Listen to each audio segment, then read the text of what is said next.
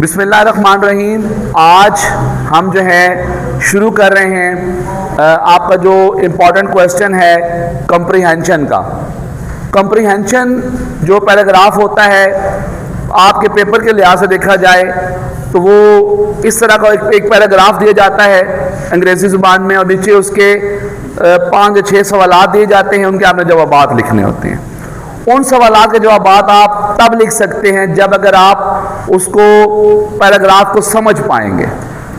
आपको पता है कि अंग्रेज़ी हमारी ना तो मादरी ज़ुबान है ना हमारी कौमी ज़ुबान है, लेकिन दुनिया के लिहाज से इसकी अहमियत बहुत ज़्यादा है। तो इसलिए हमने अंग्रेज़ी ज़ुबान को सीखना तो है, इससे ख़ाइफ नहीं होना, इससे परेशान नहीं होना, इससे मोहब्बत करने की कोशिश करनी है, क्योंकि हर वो ज़ुबान जो दुनिया में कहीं भी कोई इंसान बोलता है ना, वो हमारी ज़ुबान है। वो हम इंसान है, दुनिया में अगर कोई भी इंसान बोलता है तो वो ज़ुबान हमारी ज़ुबान है और हम उसे सीख सकते हैं। हमने देखा है अंग्रेज़ी ज़ुबान जो है वो लोग सीखते हैं और 3-3 माह में 6-6 माह में लोग ज़ुबान सीखते हैं। फिर आइल्स का इम्तिहान होता है, मुश्किल इम्तिहान होता है, वो पास करके बैरून मुल्क भी जाते हैं और थोड़ा थोड़ा पढ़े लिखे लोग होते हैं वो।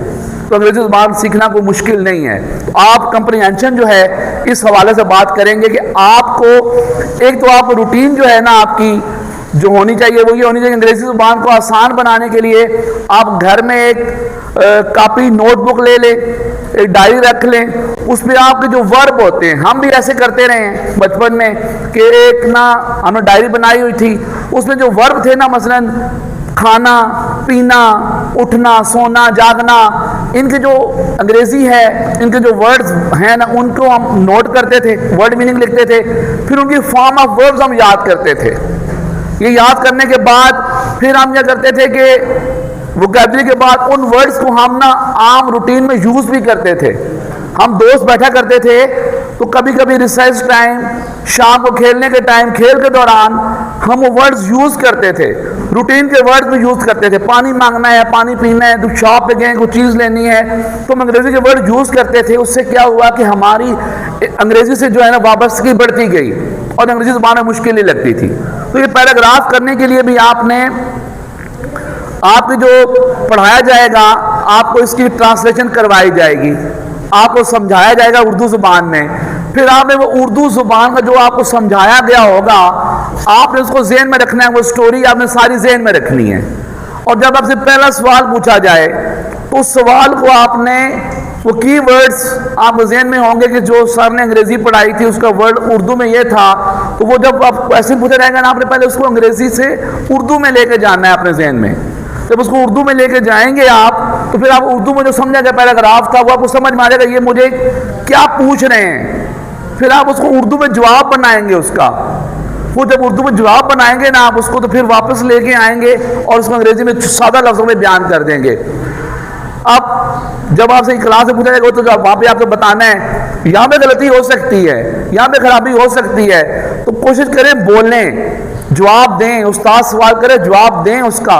जो गलतियां यहाँ पे क्लियर हो जाएंगी ना, वो इम्तिहान में फिर आपसे नहीं होंगी, झिझक खत्म हो जाएगी, आप कॉन्फिडेंस से वहाँ पे जवाब दे सकेंगे। तो पेपर में फिर इस तरह होगा कि जब आप अगर पेपर के लिहाज से उसको हल करना है, यहाँ तो चलो बता दिया रूटीन आपने कैसे सोचना है, उसको उर्दू में ट्रांसलेट करके ज़हन में लाना है, फिर उसको उर्दू में जवाब सोच के अंग्रेज़ी सादा लफ्ज़ में बता देना है, और अंग्रेज़ी में बताने के बाद फिर जो है उसको वो अगर पेपर में आपने करना है ना, तो वो सवालात में कुछ वर्ड्स होंगे जो पैराग्राफ किसी जुमले में भी वर्ड्स होंगे। आपने वो जुमले के वो जुमला तलाश करना है जिसमें वो वर्ड्स होंगे, वो की वर्ड्स होंगे आपके, आपने वहां से वो सवाल का जवाब बना लेना है। तो जब एक तरफ वोकैबुलरी आप इकट्ठी कर रहे होंगे, रोजमर्रा रूटीन में आप अंग्रेजी के वर्ड्स यूज भी कर रहे होंगे, जुमले भी बना रहे होंगे छोटे छोटे, साथ कंप्रीहेंशन को आप गौर से सुन भी रहे होंगे, पढ़ भी रहे होंगे, तो कंप्रीहेंशन का पैराग्राफ आपके लिए बिल्कुल मुश्किल नहीं होगा।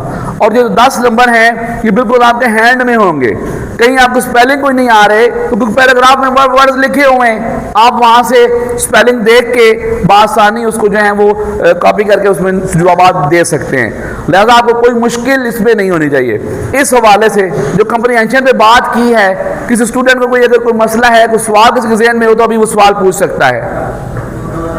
ओके है, तो फिर आज हम अपना ठीक ओके है, तो फिर हम आज पहला पैराग्राफ जो शुरू करते हैं, फिर उसके बाद देखते हैं कि आगे हमें क्या मुश्किल आती है, किससे हम चलते हैं। चलें शुरू करते हैं।